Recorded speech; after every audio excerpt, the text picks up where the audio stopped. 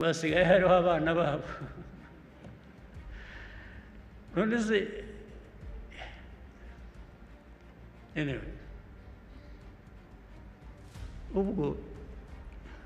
ntabwo numva neza ikibazo tugomba kwikorera ariko nibura habura n'uvuga ati reka ntibikoreze bombi abantu basinye amasezerano ni babiri ariko umuzigo ugomba kwikorerwa n'umwe ushaka gucisha gushyira mu gaciro we nibura uwo muzigo ntuwikoreza abo bombi uko ari babiri niba umwe waba umubeshyera umushyiraho ibitari ibi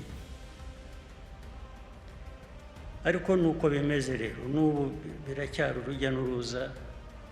ntabwo birasobanuka ariko biracyakomeza ariko imijugujugu threats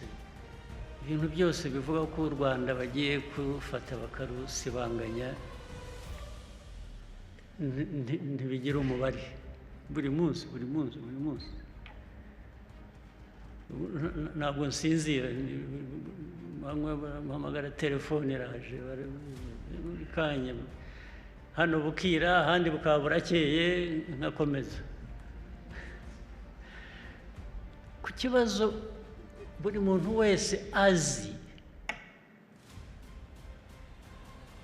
buri muntu wese arakizi ariko u Rwanda rugomba kwikorera umuzigo ariko rero kwikorera umuzigo byo tuzawikorera ntabwo twabigira ariko hari uguhitamo aho umuntu agera agahitamo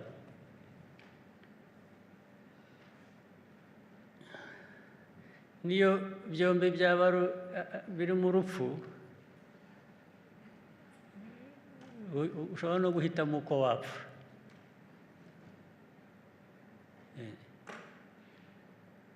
ariko ibyo bakora abo babikora abo bose birwa bavuga n'ibitari byo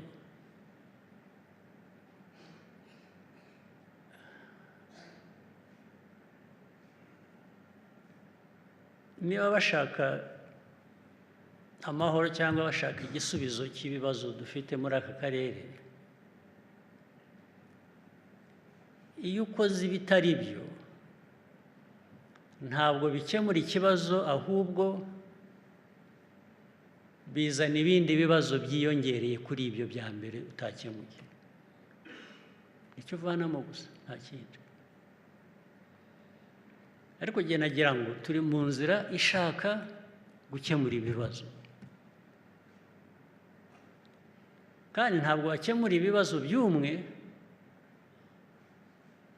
ngo iby'undi ntubikemure ahubwo undi ukamwikoreza ibibazo by'uwo nguwo washatse kubera ku bye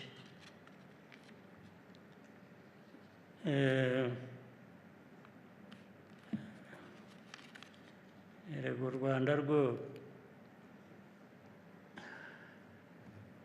ntabwo abantu baruremye ntabwo u Rwanda rwaremwe n'abantu